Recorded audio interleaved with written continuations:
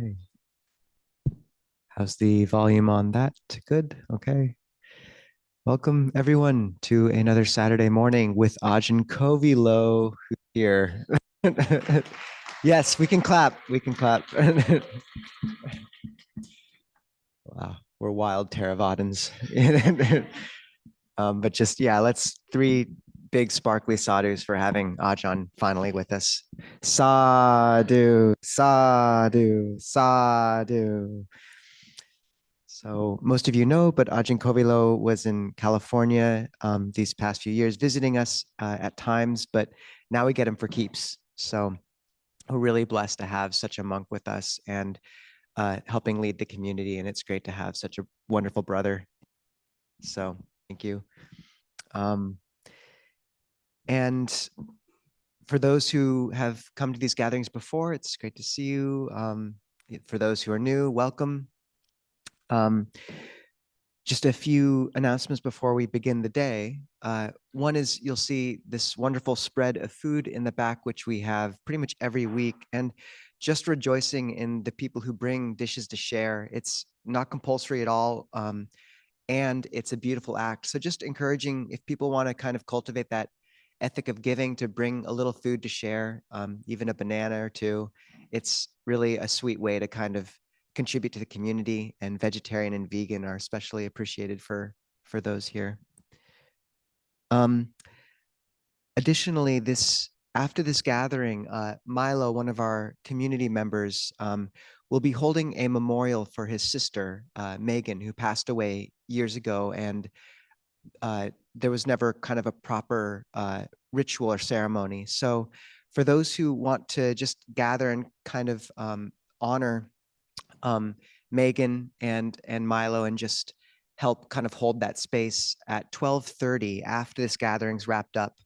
We'll try to clean up and have things kind of wrapped up here on 12:10, but at 12:30 in Volunteer Park on the southwest of the water tower, we'll hold a small kind of memorial. So people are really welcome to come to that after. Additionally, next week, we have Aya Santusika and Aya Chitananda coming. Who here knows the Ayas? Those, okay, good. A nice show of hands. They're amazing. And there are Bhikkhuni advisors from California. They're visiting us. And so I posted this announcement on the website and WhatsApp and Discord. But basically, Friday after Alms Round in Pike Place, people are welcome to come to that. The details are on the website. That's at 7 to 7:45. All of us will be there or plan to be there. But at 8:30, we'll meet in Volunteer Park at that same southwest, just southwest of the water tower. The exact location's on the website event listing. And there'll be a picnic and a potluck, weather permitting, and just a nice chance for the community to gather in a more intimate way with the Ayas. So just want to encourage anyone who's free next Friday to come to that. And then we'll have them here for the Saturday gathering afterwards. So it's a really special chance to be visited by such wonderful sisters of ours. So we just want to encourage people to take advantage. And Kate, I think this is you.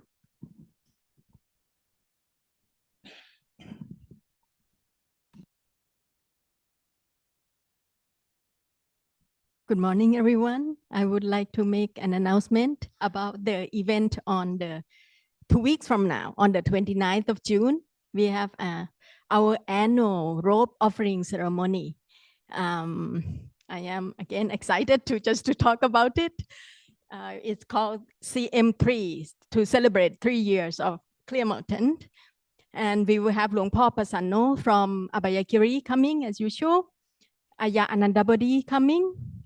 And we have a monk from Thailand, Ajahn Kai. And we have Aya Niyanika and Aya Suvijana coming. And with our 2 excellent monastics here and Samaneri Junha, we will have a total of 8 monastics coming. 4 male monastics, 4 female monastics. So it's just going to be so lovely. So that's that. And I just would like to explain about robe offering a little bit in case some of you are new to us. Robe offering is got got its name from historical reason. But essentially, it is a way that the community comes together to celebrate and to give financial support to the monasteries. As you are aware, we don't have our own place yet. And now we have Ajahn Kovilo coming to join us full time. I think you will agree with me that our two excellent monastics should have a place of their own, and we as well should have a place of our own. So the proceeds from this event will go into our land and building fund. And yeah, if you notice, the reason why the Buddhism is prospering in Thailand and the Thai forest tradition is well known around the world is because the Thais really give generously to monasteries, not only to monasteries in Thailand, but to monasteries abroad. The Thais actually, yeah, they sponsor a lot of the monasteries abroad. And let's say for Ajahn Jayasaro event here, we actually made it a robe offering ceremony just among the Thais. And we raised a lot of money from Thailand and from the Thai community here itself as well. Anyhow, so that was about the Thais. But as for all of us here, so I would like to encourage all of you to come on the 29th to celebrate with us. And the details are on our website, and please tell your friends who may be interested to come and give us support. And what else?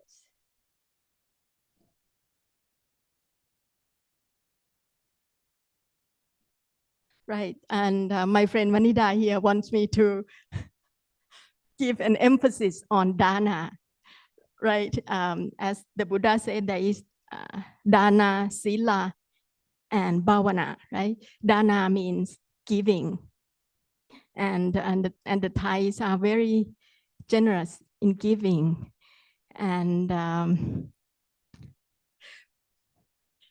yeah, I just want to put you on the spot a little bit, that she has been providing us food all this time since the beginning. And you may not know that she's not in a good financial position, but she has been providing us food all this time. So, you know, so just to acknowledge that you don't have to be, wealthy to give. You just give with whatever you have. That is how the Buddhists do it in Thailand, at least. And also, if you cannot give financially, or if you cannot help with the community, my monastic teachers always says the best gift you can do is your practice. So that is also a gift that you can give to our monastics. So those are about dana and about the event. Come back to the event a bit. There will be limited parking on that day because the 10 city people will also have some stuff. So please try to park outside if you can. And as for the food, it will be potluck again. So please bring food to join us. And Vanida will be our coordinator, food coordinator as usual. And we will need quite a few volunteers. Bonnie, where is Bonnie? Bonnie is our volunteer coordinator. She has put a sign-up sheet on the book table. So please come to talk to her after the event for volunteer opportunities. And then I am the one coordinating the gifts for the monastics who are coming.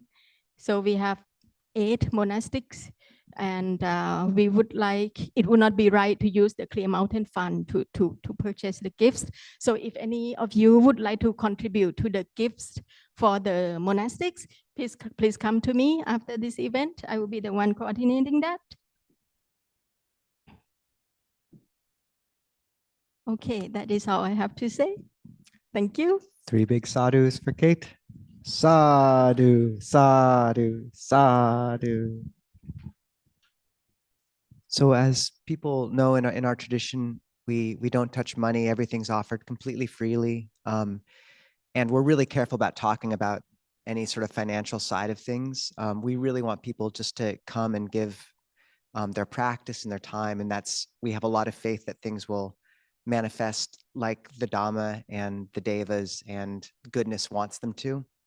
And we, when we let Kate and Juanita sort of speak to the robe offering ceremony, it felt important to let the Thais say, this is a huge part of the Thai heart, is this thing that they've supported for millennia.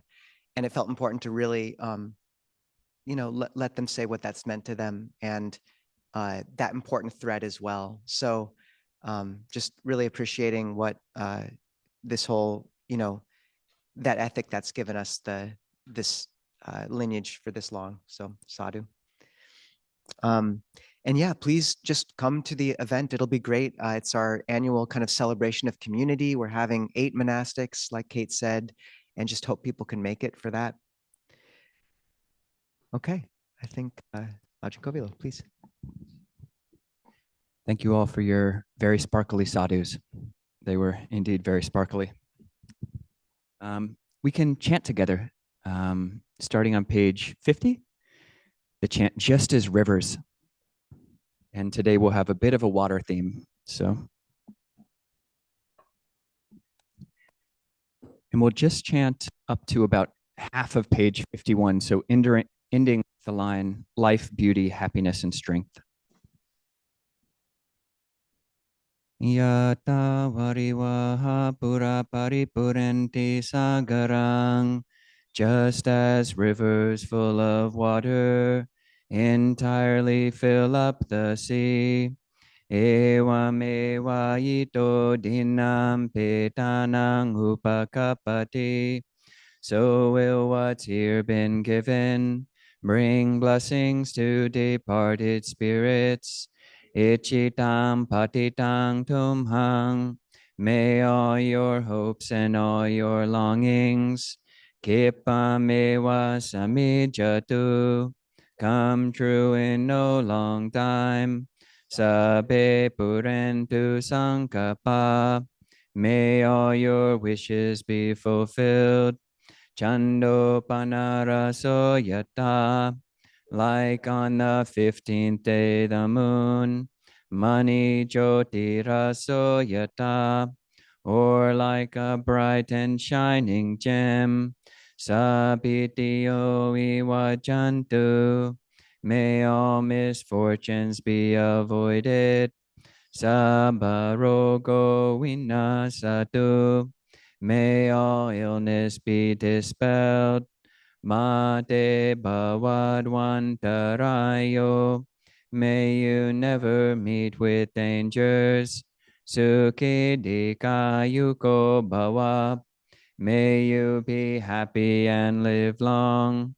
Abhivadana sili sanichang udapachayino, nor those who are respectful, who always honor the elders. Chataro dhamma vadanti, ayuvano sukhang balang. 4 are the qualities which will increase life, beauty, happiness, and strength.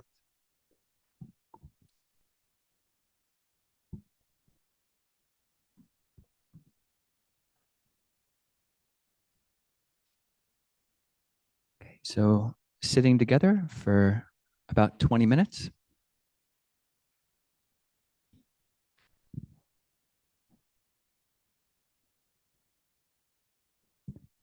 Just starting out by putting the body into a posture which is supportive of the mental posture which we're trying to cultivate.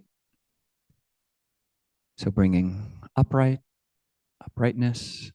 and letting that balance with tranquility. So lifting the spine, balancing the vertebrae. And then everything else can just relax. All the musculature can just relax around that central column.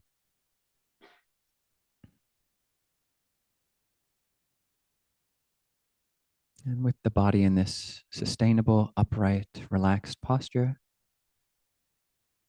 we bring the same qualities to our awareness and coming to our meditation object. And I'll be speaking about the breath, but please practice whatever you feel most comfortable with. And specifically would like to suggest bringing a very big mind, expansive awareness to this recollection and this vigil with the breath.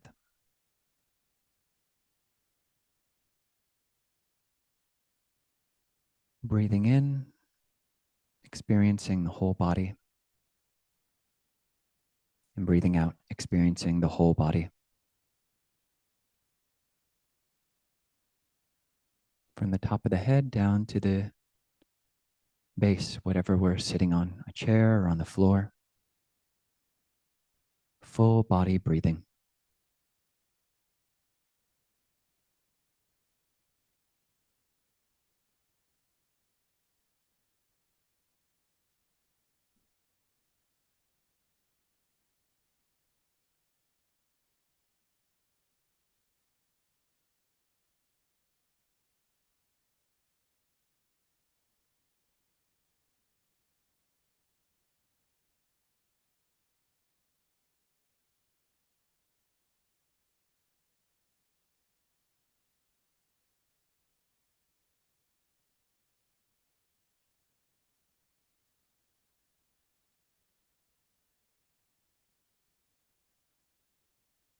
And as we keep awareness, knowing the full in-breath, the beginning, the middle, and the end of every in-breath,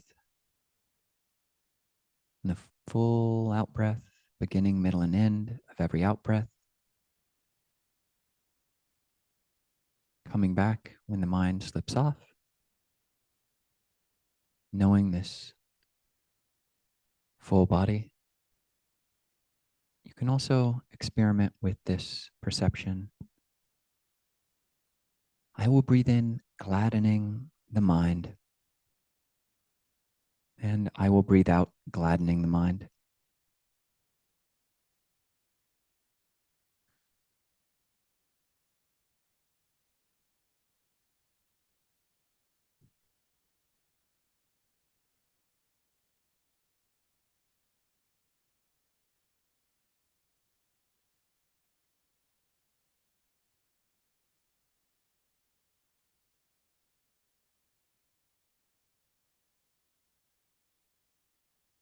Allowing the mind to pay attention to and lean into skillfully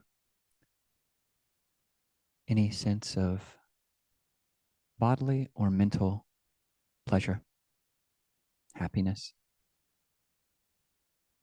Breathe in, gladdening the mind.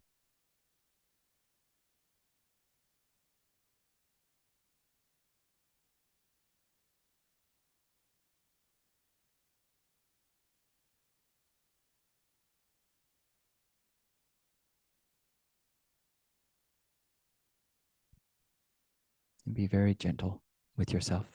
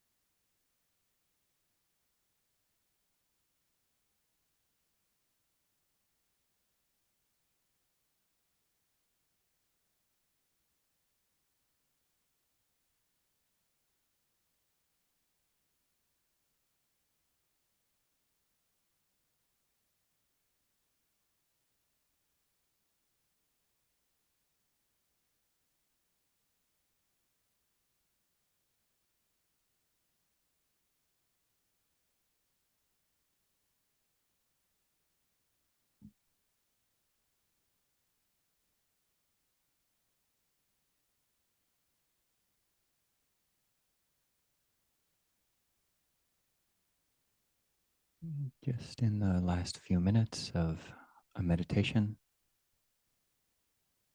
it can be nice to fill the mind with loving kindness. So any expansiveness of mind, spaciousness of heart that we've cultivated, allow that just to be drenched, steeped, filled, and pervaded with the kind wish, may I be happy and may all beings be happy. In front, behind, left, right, above, below, around, and everywhere, and to all as to ourselves. Abundant, exalted, and immeasurable, no limits. Just may I be happy and may all beings be happy. Just a big mind, big mind.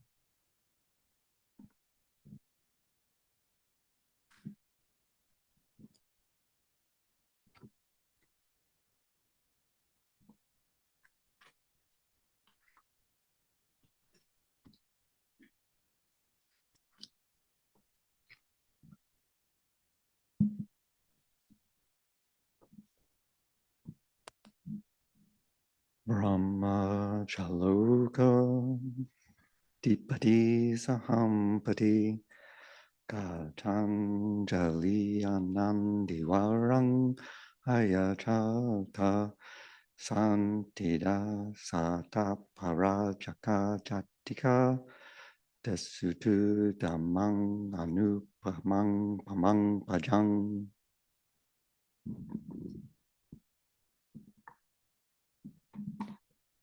Namo tassa bhagavato arahato samma sambuddhassa. Namo tassa bhagavato arahato samma sambuddhassa. Namo tassa bhagavato arahato samma sambuddhassa. Buddhang dhammang sanghang namasami.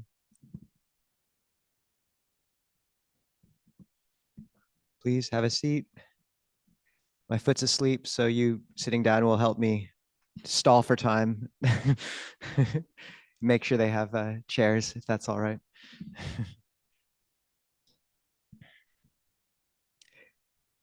Well, first you get a tag team experience today, Ajahn Kovilo and I. We won't actually high five each other in, but but we'll go back and forth. We just gave a retreat called Paths to Well-Being, based on a book which Ajahn Kovilo compiled during his time in college. And that's right, you can clap. And it's called The Well-Being Cascade. We have free copies in the back, sponsored in large part by Rick and Ajahn Kovilo's mother. And this is just this beautiful compilation of every time in the canon where the Buddha speaks about this well-being cascade. So Freud, in his book, The Interpretation of Dreams, famously said, "The best I can do is transform your neurotic misery into normal human unhappiness." And one of the places Buddhism really is exemplary is the Buddha's articulation of the path to and the vision of positive mental states. What does it look like to achieve a life and a heart of a level of purity and brightness and breadth and care that's super normal? Not just normal human unhappiness, but truly transcendent peace. And when he spoke about this path to Pamoja, this well-being cascade, one of the most famous places it appears is in the Connected Discourses, where first he lays out the shackle of suffering, dependent origination, the 12 links of Paticca Samuppada, which is perhaps the most complex psychological system in Buddhism, and a profound articulation of the genesis of suffering, where our ignorance leads to mental formations, leads step by step to craving, to becoming, to birth, to death, to old age, sickness, pain, grief, and despair. So that's a little bleak. And some of you will know a story of a monastery in Thailand, a royal monastery in Bangkok, where one monk was invited to give a talk, and he showed up, he was late for the event. So the abbot invited a different monk to give the talk instead. And the monk gave a talk titled, "Happiness is All About Suffering." And then the other monk showed up and they invited him to give a talk. And he gave a talk titled, or all about how Buddhism is all about happiness.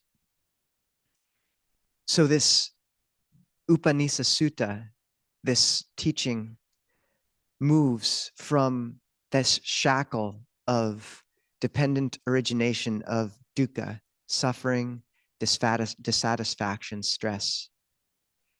And then the Buddha says, dukkha is a prerequisite of faith, sada. Faith gives rise to pamoja, well-being. Pamoja serves as a requisite for piti, refreshment or rapture. Piti serves as a requisite for passaddhi, tranquility of body and mind, which leads to sukha, ease, pleasure, happiness, which leads to samadhi, unification of mind and heart, which leads to vision of knowledge and visions of things as they are, which leads to dispassion, disenchantment, awakening. It's dependent, it's transcendent, dependent origination. Just as clouds of rainwater would rain drops down on the top of the mountains, and those drops would fill up the pools. The pools would fill up the small rivulets. The rivulets flow into streams, the streams to rivers, and the rivers into the great ocean. Even so, well-being gives rise to rapture, gives rise to tranquility, gives rise to happiness, gives rise to concentration, gives rise to knowledge and vision, and so on to liberation. In another sutta, the Buddha says, for one who is virtuous, no intention need be made, may non-regret arise in me. It is natural that for one who is virtuous, non-regret arises. For one in whom non-regret arises, no intention need be made. May well-being, pamoja, arise in me. It is natural. And so on through all those streams and rivulets of well-being down to this ocean.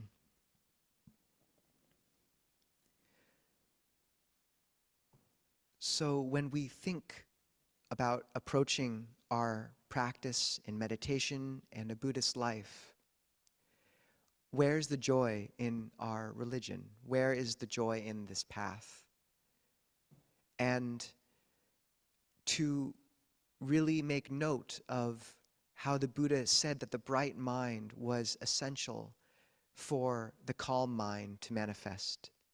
How it's, like Longpo Pasano said, not so much always that our samadhi will come together and then we'll be happy, but rather our happiness comes together and then samadhi forms or manifests.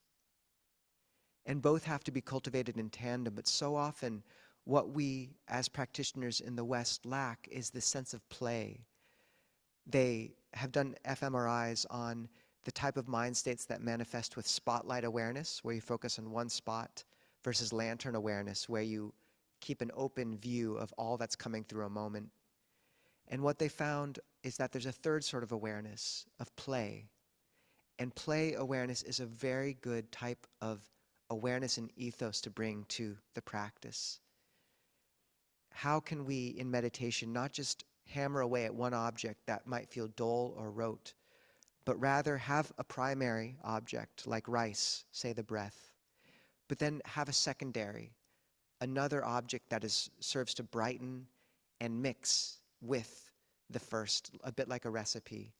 So that secondary could be love, metta, it could be the sound of silence, it could be the perception of light, it could be a recollection of giving, it could be faith. But finding a way to approach our meditation and Buddhist life in a joyful, engaged way, and to initiate or seed those clouds that will usher into well-being.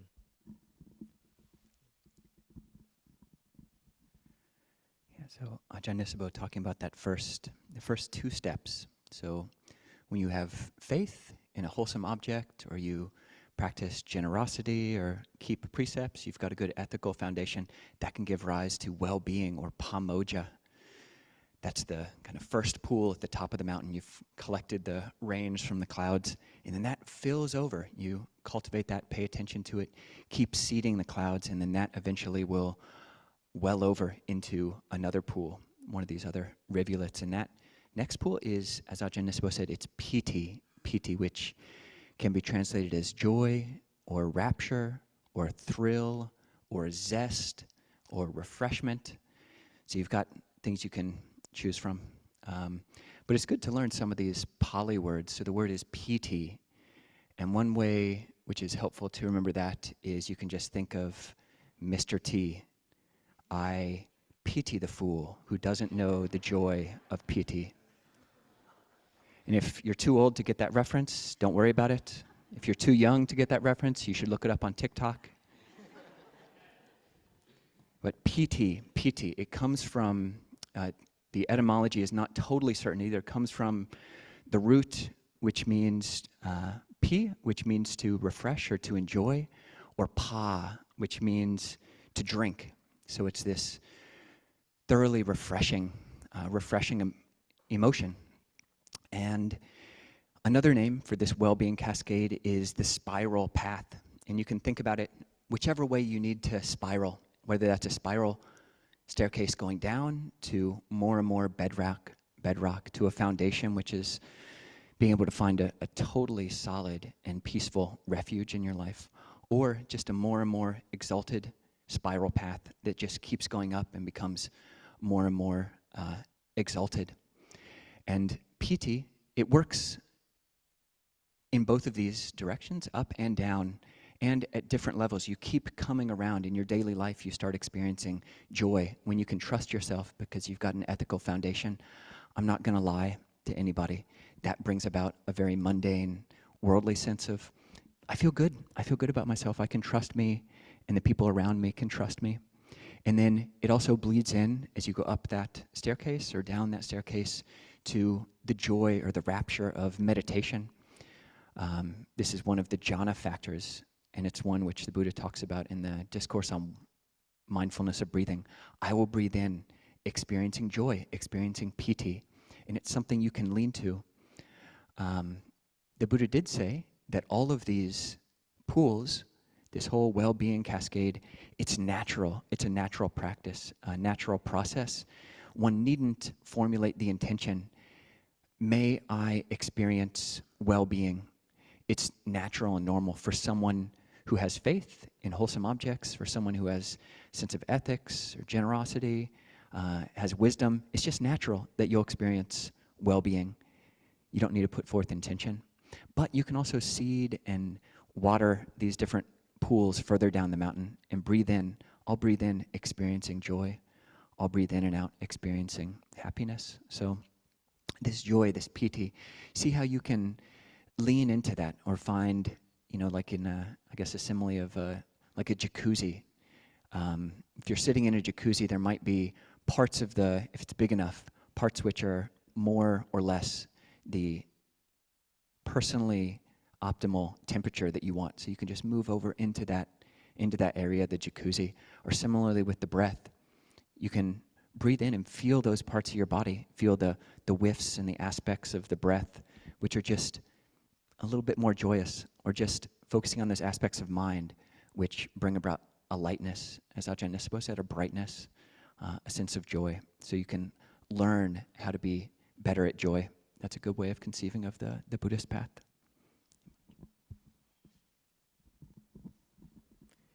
We debated calling this talk Jacuzzi Dhamma, and then we decided to not call it that.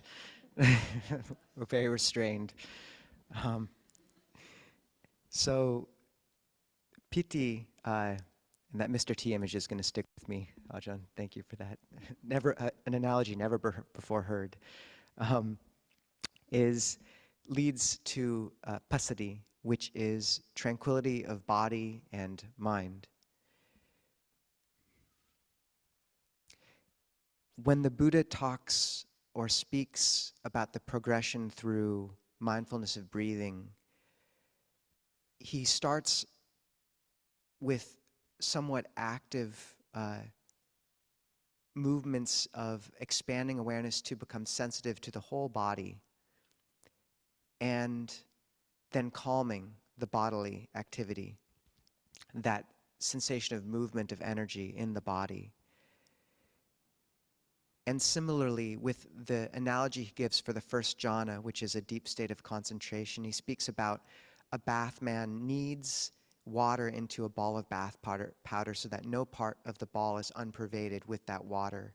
Even so, a practitioner permeates and pervades with their body with the pleasure and rapture born of seclusion.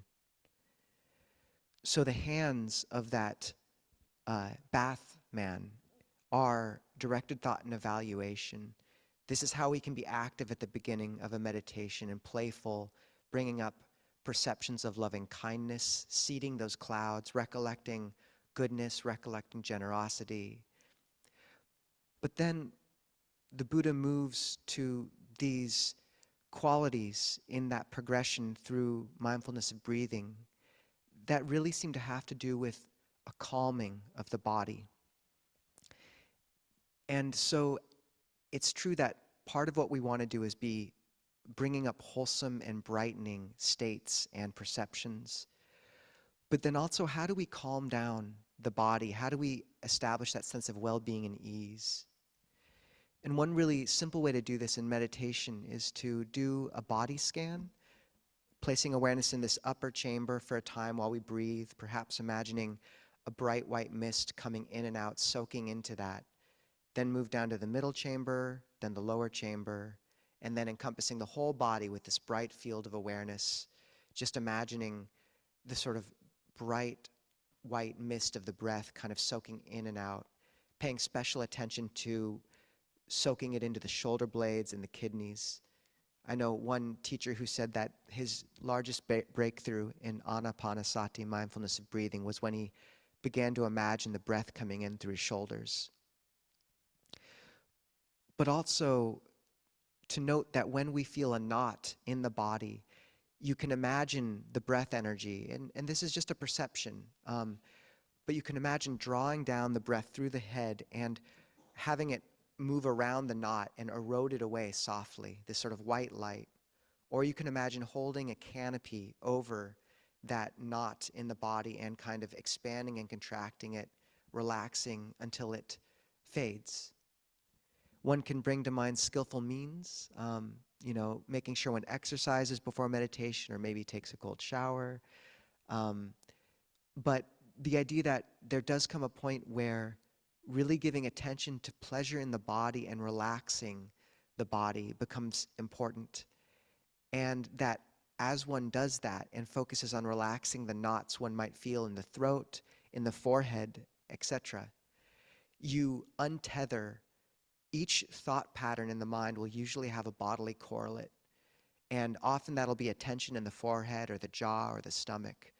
So when you gain a sensitivity to the body and begin to relax those knots before they've manifested into thought, one finds a way to hamstring thought and agitation before they have a chance to bubble up into actual articulation. And this can be a really powerful tool in meditation and how passaddhi, tranquility of body and mind, can further create this grounding for samadhi. The Buddha compares the cleaned mind to a cloth that has been thoroughly washed. And as long as the cloth is dirty and stained, then no matter what dye you soak it in, it'll appear marred. But once the cloth is beautiful and clean, then no matter what color you soak it in, whether you bring to mind a perception of loving kindness, of virtue, of Buddhanusati, recollection of the Buddha, that color brightens the cloth into a new hue.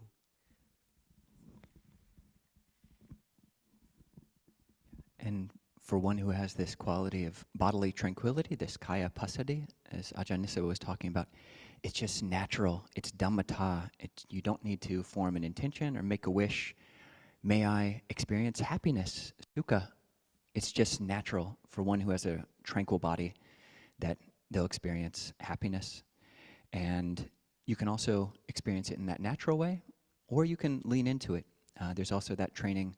I will breathe in, experiencing sukha, experiencing happiness, experiencing pleasure. I will breathe out, experiencing happiness, experiencing pleasure. This morning, talk about other analogies never heard before. I was sitting in meditation and this kind of cool image came to mind.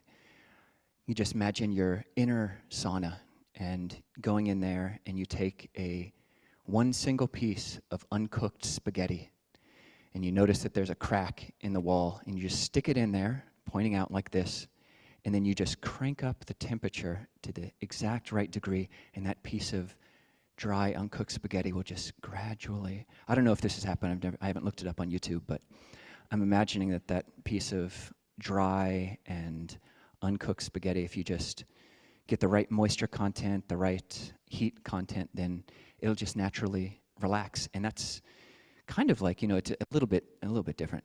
Probably not the best analogy, but it helped me during the meditation just to relax. And you have to figure out your own controls. What is the softness? The mudu is the Pali word, the softness that you can bring both to body and mind. And I think the practice of I will breathe in experiencing happiness or joy can actually be a little bit annoying for people who are just used to watching equanimously and saying, I'm not going to cultivate happiness. I'm not going to lean into the pleasurable, lean away from the unpleasant. I'm just going to be equanimous. It might seem, almost inappropriate to look for the that which is pleasant. But you can learn how to do this and figure out your own internal knobs and gain skill in this, gain skill in learning how to cultivate a pleasant sense. And if you can't do it with the body, you can do it with the mind. Even if the body seems totally rigid and dry and unpleasant, you can tune in to the softness of mind, tune into the pleasure of a mind that doesn't contend, and just body and mind are like this, accepting that, and that's a softness which will bring this level of sukha to the practice. The Buddha said in the Dhammapada that the whole path can be conceived of as a growing skill in happiness and pleasure. He said, if by abandoning a lesser happiness or a lesser pleasure, you gain a higher, a more refined, a more subtle, a better, a less harmful pleasure, happiness, then the wise person abandons that more coarse, more gross, the more harmful to self and others pleasure, and cultivates the more subtle one. So it's not that the Buddha's path, the First Noble Truth is that there is dukkha, which is the opposite of sukha, etymologically. And dukkha is suffering and sukha is happiness. That is the First Noble Truth. But finding this sukha, which is a jhana factor, a factor of deep meditation, that's right samadhi, and that's what's going to make our practice sustainable. And finding that on the level of mind, on the level of body, to the extent that you can, and believing that that's possible is really helpful. And then that can take us to our next step.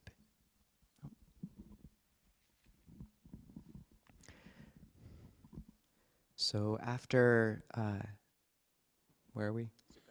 Sukha. Thank you. After sukha, after sukha and the spaghetti, I think we'll keep the analogy going, and you enter the tanning booth. You've left Mr. T behind at this point. The spaghetti's drooped to the floor in a soft way, but now it's time for tanning. And I think the only way this analogy actually works, and I kind of hope none of my teachers are watching this video, is if we think about the quality of light. A quality of light. So samadhi means unification of mind.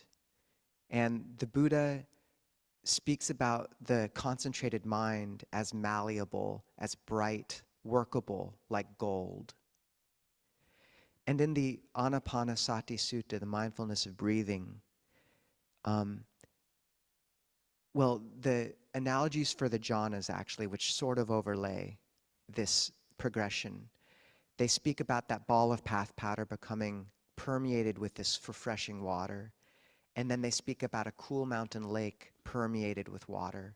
And then a pool of lotuses, completely still, pervaded from their roots to their tips with cool water. And this is sukha. It's this sense of well-being that's completely still. It's like you've brought to mind, say, loving kindness for a session, and suddenly you feel completely full of that. And when that happens, the fourth analogy for jhana, which doesn't necessarily have to just resonate with someone who's actually attained the fourth jhana, but rather can be analogous to qualities of samadhi, where the Buddha says, just as a man draped from head to foot in a white sheet would have no part of his body untouched by that white sheet, uncovered, a pure white cloth, even so, a practitioner has no part of their awareness unpervaded by purity of mindfulness. And you'll notice the previous analogies have to do with this water soaking into the body. A lot of that practice is embodied. But when samadhi and the bright mind begin to manifest, often people will notice the consciousness will rise. There's this sense of separation between the mind and the body, which is like the white sheet. This is how Longpa Pasano's put it before. And there's a sense of brightness. So in the Anapanasati Sutta, the third tetrad, steps 9 through 12, say one becomes sensitive to the mind, one gladdens the mind, one concentrates the mind, and then one liberates the mind. So when the mind has become calm, when thoughts have subsided and these bodily knots have calmed and relaxed, one can really feel quite disoriented. You know, we orient ourselves by our suffering, by our mental landscape. And when those things have calmed, one can be left with sort of a blank nothingness that's kind of confusing. It's this blank cloth that we haven't encountered before. And then it's really important either to narrow in and really carefully track the breath at that one point where you feel it, like the tip of the nose, or widen out into that secondary object. Put attention to the brightness of awareness or loving kindness, and let the mind rest in that broad awareness like a water skipper on top of the surface of a pond. And feel free in that space of kind of that clean cloth to drop a perception of love or light and just watch it pervade out and gladden the mind. And when that happens, the mind becomes bright and then it will calm. That's when samadhi and unification of mind can manifest. That's when the bright cloth rises and covers the body.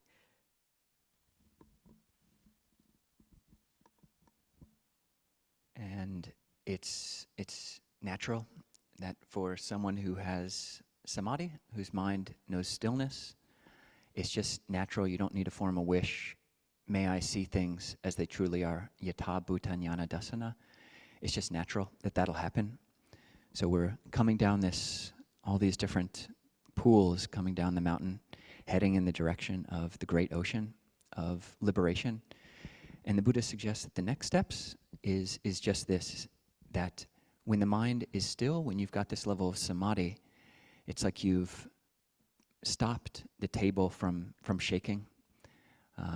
You can see things as they really are. This great image that Ajahn Chah gives of still flowing water. And this pool that we've come to now is so still, it's almost like an infinity pool. And we're just immersed in there. And you look down and you can see to the bottom. You can see the coral at the bottom. You can see the shoals of fish just swimming along. And it's just perfectly clear, perfectly clear. And that's because we have a basis in this samadhi. And from that pool of knowing and seeing things as they are, we come to this level of disenchantment or nibbida. This is, some people don't like the translation of disenchantment. It's like enchantment, that's what I want from my mystical or my spiritual life. But what the Buddha is talking about here is, not being fooled by our own misperceptions of things, but seeing things more clearly the way they are.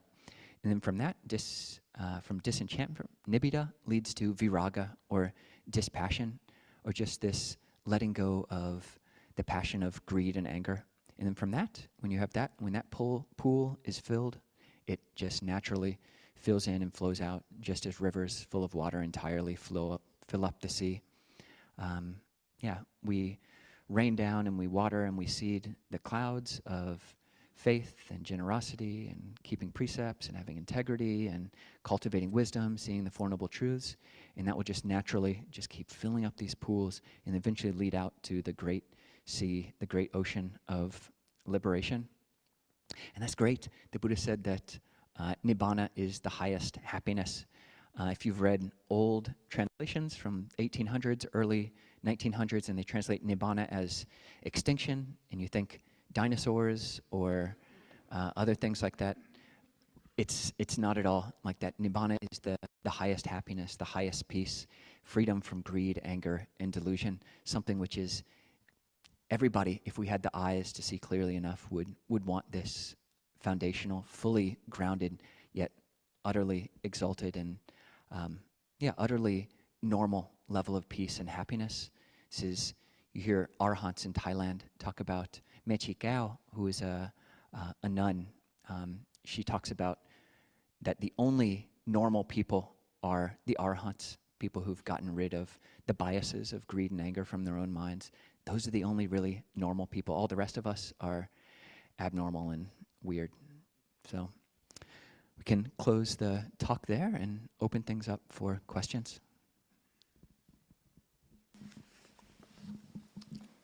Handamayang Dhamma Chakataya Sadhya Karum Dhammanase Sadhu Sadhu Sadhu Anumodani.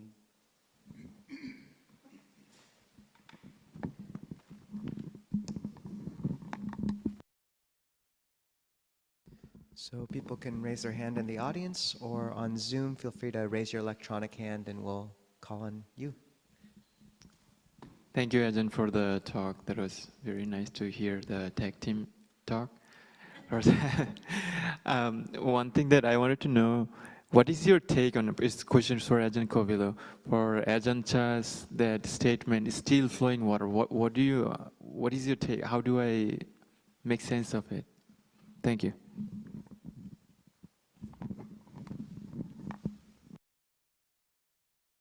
Yeah, it's such a good question. I mean, it comes up in a number of ways. Someone comes up to him and they ask, "What is the mind of an arhat like?" And he asks, "Oh, have you seen still water?"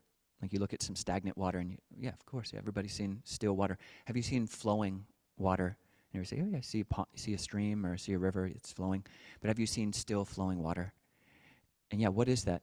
I did see a YouTube video a long time ago about this stream coming down out of a faucet, which it almost looked like it was a still life, but you could put your finger through it and it actually was moving, but it just looks still. And I think what he's pointing to is this balance between insight which can just know the movingness of the mind, know any of the movements of the mind, and with samadhi or samatha, tranquility, that which is totally still. So being able to be still even with flowing water. So that's one interpretation. Interestingly enough, and I'm pretty sure that he got that, Ajahn Chah got it from Buddha Dasa's translation of the sixth patriarch.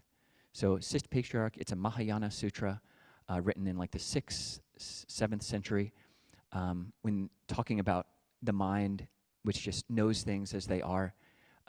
Sixth patriarch Wei Ning talks about still flowing water, and yeah, Buddhadasa translates it into Thai, and then I thought that was quite interesting. Mind knowing mind, and a mind that knows mind, this third satipatthana, can know the mind which is craving as a mind which has craving. It doesn't need the utter stillness that is absolutely free from craving to be able to see clearly. So balancing those. Yeah. Ajahn, you.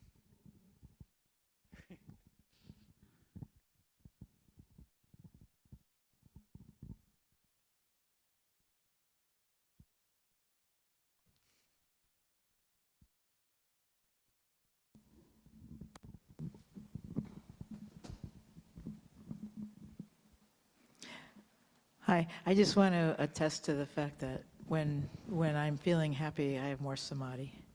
That's a true statement for me. That when I don't have a lot of remorse or any remorse, it's much easier to be still, to get still. So I just wanted to say from my own experience, that's true. Thank you, Cheryl. Thank you. I think we have a question on Zoom as well. Person on Zoom with the blue shirt and the blue couch. Can you hear me all right? Yes, please. Yeah, it's a very great joy to be able to call in here from the UK. It was lovely meeting you, Ajahn Nisabho, at Amaravati. I don't know whether you remember. Perhaps you What's don't. your name? You're very Shirley. small in the screen. My name's Shirley.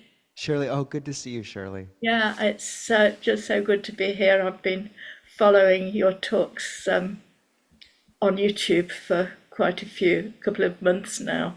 And so it's a joy to be here. What I wanted to ask, and it's something that I love these two suttas that you both talked about so beautifully. It's this the word's gone now. This what you chant as disenchantment, and the word's gone out of my head now. Nibbida? Nibbida. Yes, it just went out of my head. Sometimes I like the term disenchantment, but sometimes it's described as a turning away or even a revulsion from the world, which really doesn't sit comfortably with me. It smacks of some sort of aversion, some sort of... But am I missing something? I mean, how do you feel about this translation, revulsion or turning away? Because I feel a sense that the Dhamma should open us up to life rather than cut us off from life, but we're not sort of sucked in a sort of enchanted way, thinking, because, I mean, I can see that I am. I get seduced and enchanted by the ephemera of life because I don't see clearly. And this is why I like the term disillusion or disenchantment. But am I missing something by recalling from the translations of revulsion and turning away? I'd really appreciate your reflections. Oh, thank you, Shirley. I think Bhikkhu Bodhi, for one iteration of one of his translations, or maybe a few, did use the word turning away or revulsion, because the root is a turning, right, of nibbida? Yeah, feeling knit and away. But I know he later said that he regretted that translation because of this exact valence you're speaking of, where it implies repulsion or revulsion or, vibhava tanha, desire not to be. And I think one analogy Ajahn Jayasaro gives is it's not that we're these, the Buddha compares the mind to a monkey often, and it's not that as a monkey we've become tired of yet another object or of all the objects in front of us. It's rather we're just tired of being a monkey. And I really like that. But the sense, I think disenchantment's so good because the Buddha does compare consciousness to a magician at a crossroads. And it's just the sense of seeing through the trick. And I think so many of these terms are usefully pointed to in the word samvega, which is impossible to translate, but it is this movement of the heart that manifests, and Ajahn Jeff describes three qualities in tandem with it, which is an alienation from the world we formerly bought into, a sense of chastisement over our own foolishness, and a sense of urgency over the practice. And I like those three, except they miss, I think for me, the sense that it's not just urgency, but also a sense of hope and brightening and a path. It's not just Plato's prisoner suddenly realizing he's been watching shadows on the cave wall. If they just lower your eyes, that's just depression. And I think sometimes depression has a seed of wisdom in it for that reason. But it's also the prisoner turning their face to this bright tunnel behind them, beginning to intuit light and sun.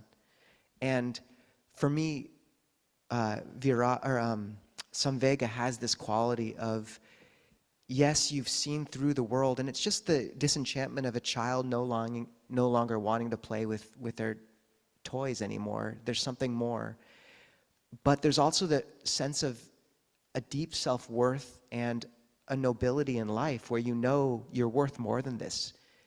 You know that your life is worth more than going to another Marvel movie. And there's a sense of genuine hope and path. So I think you're pointing to that aspect of revulsion, and having a reaction to that's probably something shared by many. And I think the disenchantment translation is good for that reason. Speaking about looking over these things rather than turning away necessarily. Ajahn? just on that theme of disenchantment versus revulsion, and as you said, just like you look back on the things that you loved when you were a kid, and it's just like you don't want those things anymore. It's just totally natural. You're not pushing them away. It's just you've kind of grown up on the theme of watery illusions. I remember when I was 11, I had this wish that when I'm older, I'm going to be so rich that I have a swimming pool full of Jell-O. And it's like, now? Not at all. That would just be gross. So, yeah, you just kind of grow up out of these things. So. Thank you, Ajahn. It's so nice to see both of you here. You mentioned play, Ajahn Nisabho, and this the MRIs you were talking about is there's an object of one-pointedness, an object that was more expansive, and there's this object of play that they discovered, and I wonder if you could say more about what is the object of play when looking as a meditation object. Thank you. I think the research was done by Alice Gopnik. She wrote The Philosophical Baby and is a specialist in psychology with infants.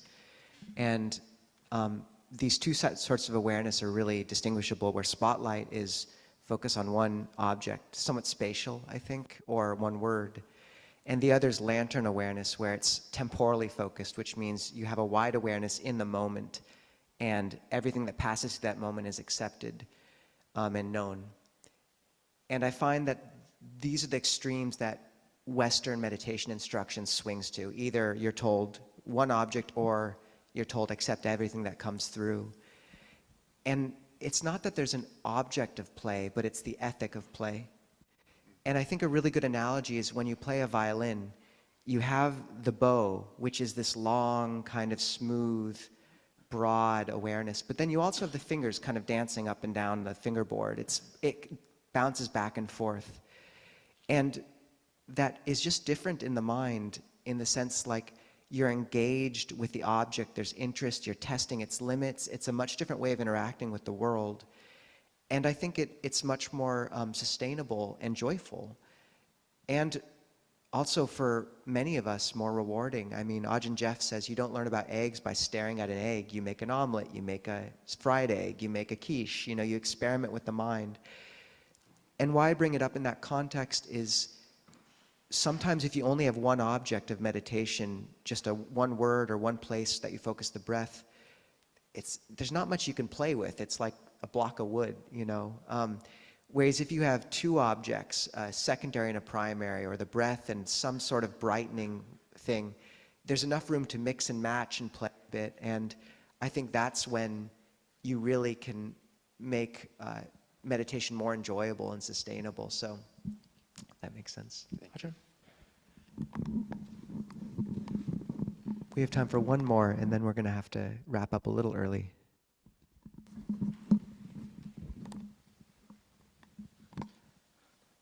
A little more basic and novice-targeted question.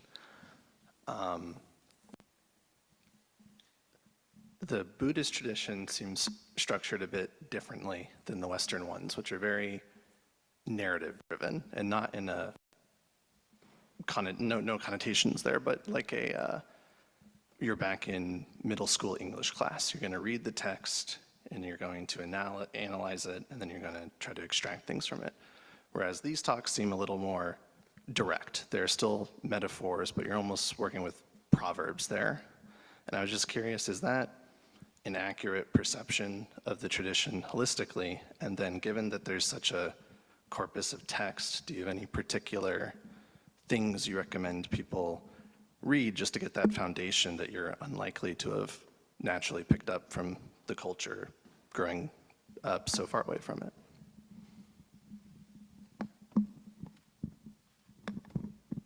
Yeah, that's a great question.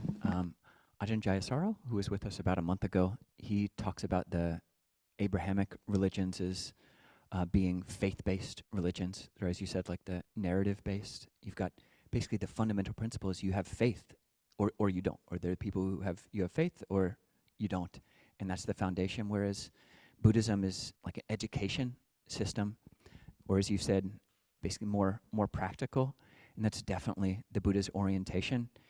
He gives this simile after he was enlightened. He's in this forest with these tiny sal, S-A-L, tree. It's a sal tree forest, which has these little tiny leaves. He picks up this handful of leaves, and he says, which is more? He's talking to all the monks. Which is more, the leaves in my hand or the leaves in all the forest? And the monks kind of like, well, it's the leaves in the forest are more. The leaves in your hand are less. He says, in the same way, what I realized on my night of enlightenment was akin to the whole forest. But what I teach is just the Four Noble Truths. Why is that? Because it leads to the end of suffering. I only teach one thing, and then he says two things. I only teach one thing, suffering and the end of suffering. So yeah, it's a very practical teaching. And the forest is just vast. There's animals crawling around, and you've got bunches of leaves, but he's just teaching the things that lead to the end of suffering. So yeah, pretty practical. Yeah, but great question. Yeah. Yeah, I think that the handful of leaves analogy is so important. And I mean, this is where Buddhism is kind of astounding, is the deeper you go into those 45 years of the Buddha's teaching, the more you realize he just left us with such a wealth. And yet it's not haphazard or complicated in the sense like it has this profound internal integrity and cohesion. It's like a crystal. So some of the suttas I was mentioning, one of the reasons you can jump back and forth and why sutta-based teachings are so rich is the suttas are hyperlinked at a way like it's hard to understand unless you've dived? Help? dove in deep. So the mindfulness of breathing sutta is overlaid almost perfectly by the four foundations of mindfulness, is overlaid almost perfectly by the 7 factors of awakening, is overlaid almost perfectly by the 4 jhanas, which is overlaid almost perfectly by the analogies for the 4 jhanas. It's profound. And so it's complex, but it's also very simple. And the Four Noble Truths encompass it all. And a really good way to start diving in is first subscribe to a newsletter called the Daily Sutta. Just type in Daily Sutta Newsletter. We know the monk that curates that. The Noble Eightfold Path by Bhikkhu Bodhi is a very small book dealing with the Noble Eightfold Path.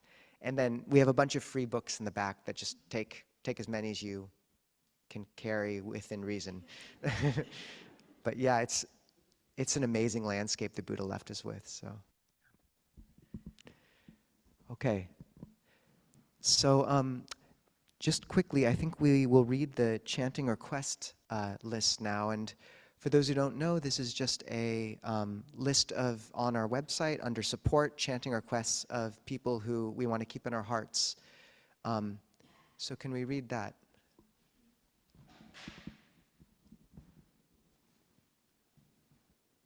Okay, I just have to find them again real quick. Chanting request. From Yolanda Bravo. Yolanda recently passed. From Nelson, her nephew. Ray K. will be receiving cancer treatment in July. Please spread metta. Antoinette Denise. Bante J's mother who passed. Spread metta for a good rebirth and peace for family. Donna Jean Bastian, recovering from surgery, spread care for grace and path. Eugene and Cynthia Smith. Eugene passed 6 days ago, and his wife Cynthia, who is grieving, please spread metta. Cynthia has given me permission. Small bird and squirrel, catnip, bird killed by pet cat, squirrel nurtured to health for 2 years, was attacked by something, spread love for a good rebirth. Essa, recovering from strep or chickenpox, please spread metta for quick recovery. Edwin Long, Ernst uncle, getting close to the end of his peaceful life, spread metta. Kathy, Eben Alexander's sister who just passed, spread love. Elisa, years of sickness from long haul COVID and early MS symptoms. Sangamita, dealing with health issues, spread love and care to Canada. To all beings, including devas and nagas, spread happiness. Let me see, there's more. Sunny, Nishita, Ganesh, Sunita, family disharmony, spread happiness. Suresh, Sunita, Savan, Kumar, Sneha, Samvega, Sindhu, Sachin, Sachi, spread happiness. Vitoba, Shakuntala, Aji, Ganeshwar, passed away, grandparents, spread happiness. Savita Gudas, met with accident, spread happiness. Thank you. Do we have any other names to add? People we want to keep in mind? Jessica's mother, Nancy.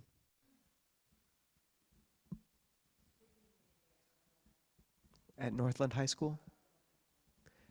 Garfield, oh, the community at Garfield High School.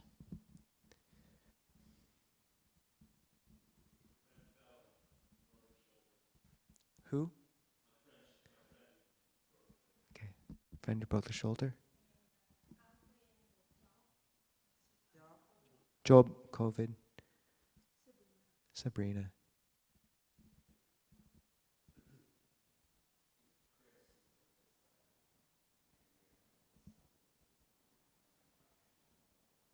Chris and Andrea. Milo's sister, Megan. Gabriel. Okay, so it's just a really important kind of chance to hold others in our hearts. Ajahn, would you lead a chant?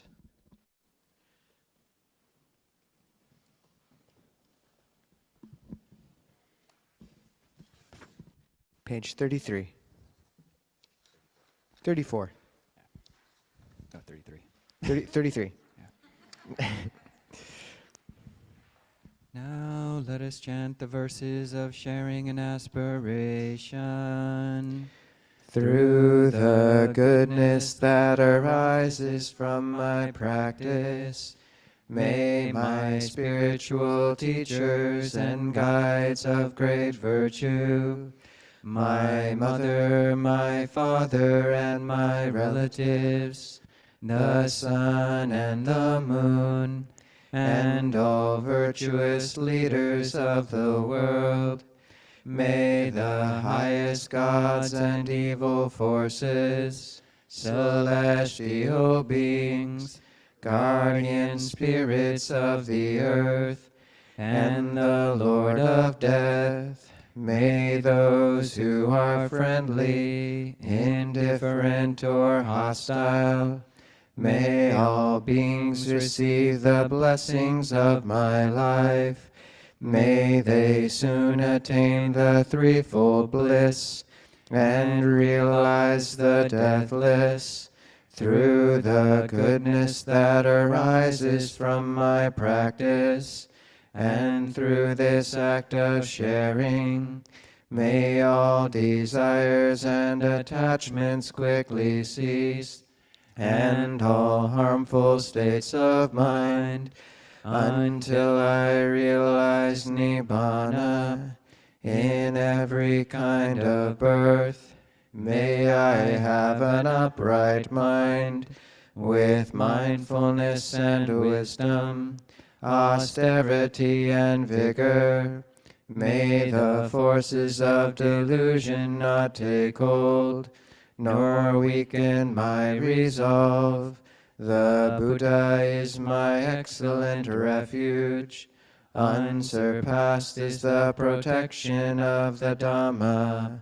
The solitary Buddha is my noble guide. The Sangha is my supreme support. Through the supreme power of all these, may darkness and delusion be dispelled.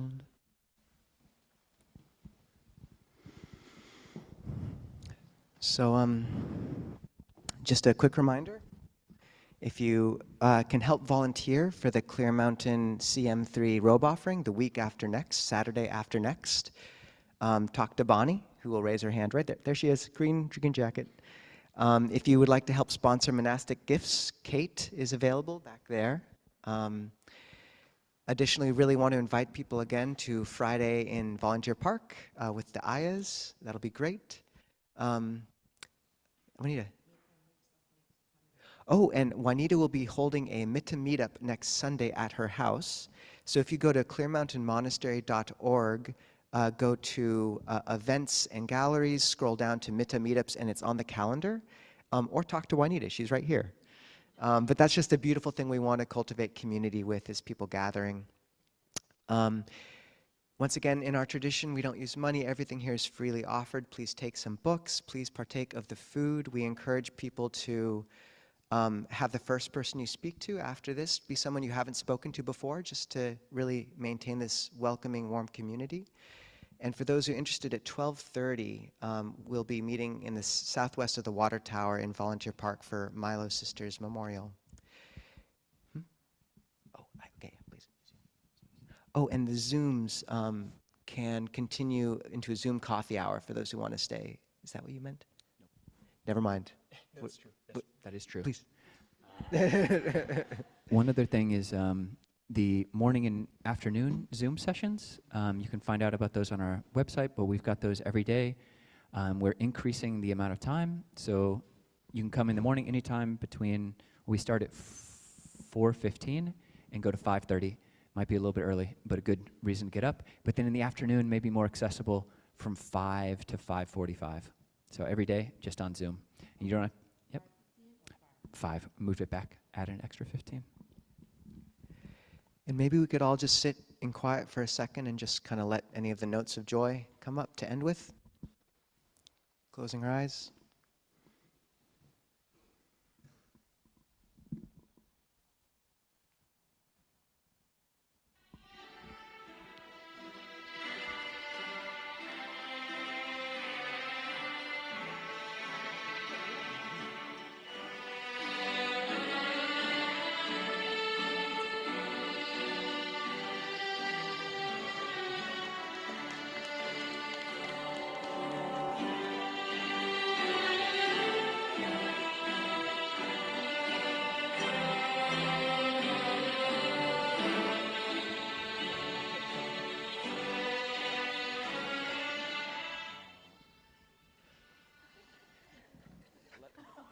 Let me lead the 3 sparkling sadhus. Before you do that, let's have everyone see this unicorn on the live stream.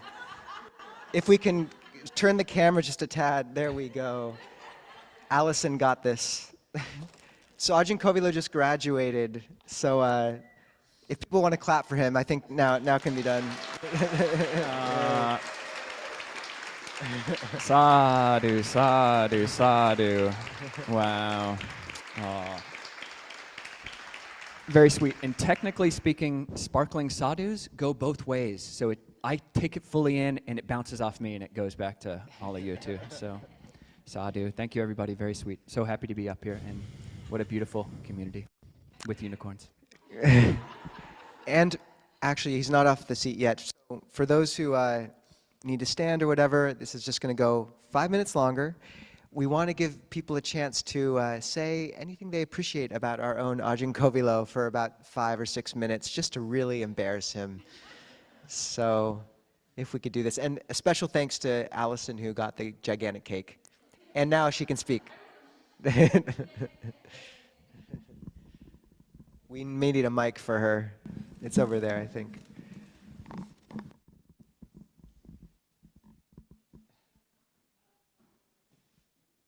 Ajahn Kovilo, one thing I appreciate so much about you is just watching your beauty in speech. It's really an exemplar that I aspire to, so I thank you for just showing us the way of beautiful speech. Yeah.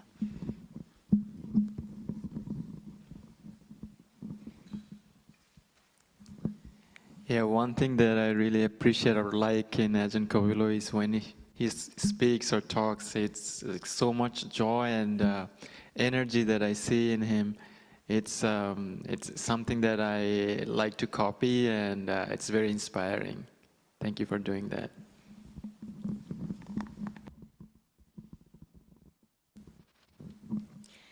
One thing that I really value about you, Ajahn Kovilo, is, as a lot of people have mentioned already, this lightness and joy that you have, while also this just depth of understanding.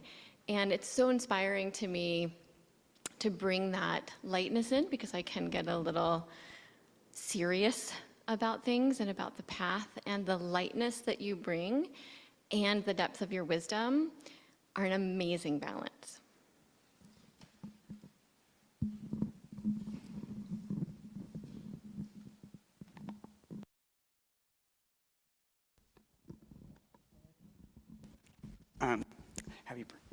Hooray! And I have thoroughly appreciated you being here, and some of your quips I've used and haven't always cited you. One of which was I'd say, oh, some of my friends aren't into Buddhism, and you just, well, they don't know what they're missing. I was like, well, they don't. So I've always appreciated that, and I also, I just got back from Australia about a month ago, and I got back to Seattle a couple days ago. And while I was in Australia, I traveled around to a bunch of different Theravada monasteries, and I'd say, oh, I'm from Seattle, and it was typical people say, Seattle, Seattle, Seattle, Clear Mountain. And then I'd say, yeah, and then they say, oh, Nisabho, Kovilo. And I say, yeah, and so your reputation precedes you, and thank you. Kyle, welcome back. Thanks.